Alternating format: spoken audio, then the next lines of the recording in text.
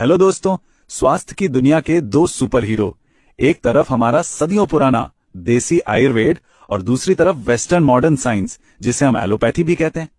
कौन बेहतर है? अरे ये सवाल तो सदियों से चला आ रहा है। तो चलिए आज इस महाबहस की तह तक जाते हैं और देखते हैं कि असली विनर है कौन। तो इसको ना एक जबरदस्त मुकाबले की तरह देखिए।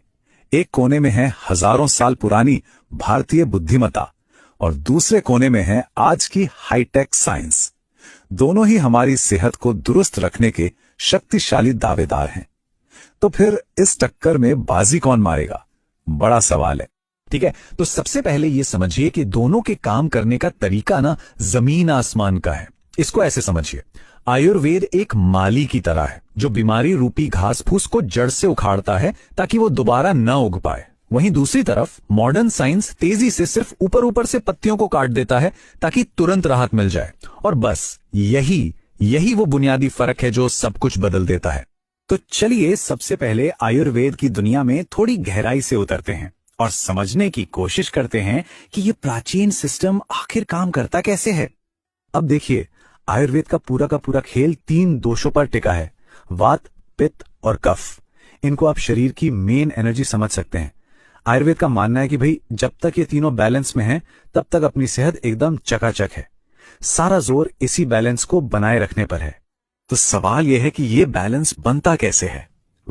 इसके लिए आयुर्वेद पूरी तरह से नेचुरल तरीकों का इस्तेमाल करता है, जैसे कि खास जड़ी बूटियां, शरीर और मन को एक साथ लाने के लिए योग, और हाँ, सबसे जरूरी हमारे रोज के खान पान और आदतों यानी लाइफस्टाइल में बदलाव। और यही बात आयुर्वेद के पूरे फलसफे को शानदार तरीके से समझाती है।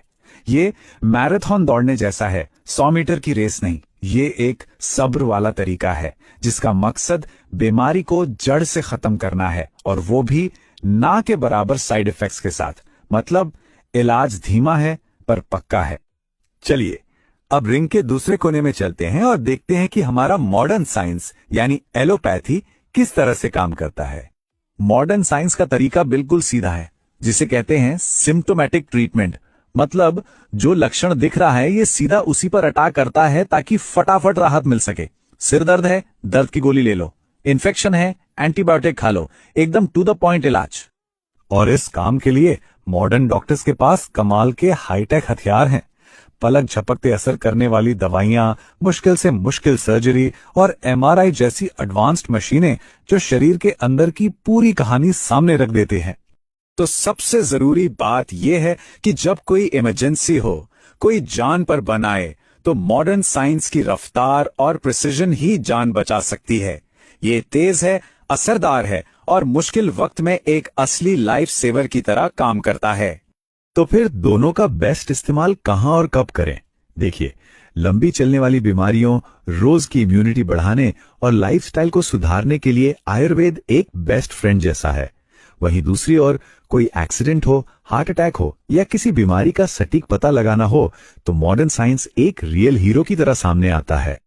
लेकिन रुकिए, कहानी में अब एक जबरदस्त ट्विस्ट आ रहा है। अब ये लड़ाई का नहीं बल्कि दोस्ती का दौर है। भविष्य कोलैबोरेशन का है, जहां ये दोनों दुश्मन अब पार्टनर बन रहे हैं। जी हां, नया ट्रेंड है इंटीग्रेटेड हेल्थ। इसका मतलब है कि दुनिया भर के डॉक्टर्स अब मरीजों के बेहतर इलाज के लिए दोनों दुनियाओं की सबसे अच्छी चीजों को मिला रहे हैं।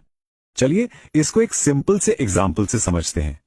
सोचिए, मॉडर्न साइंस का इस्तेमाल करके एक जरूरी सर्जरी की गई और फिर मरीज जल्दी से ठीक हो और उसकी इम्यूनिटी मजबूत हो।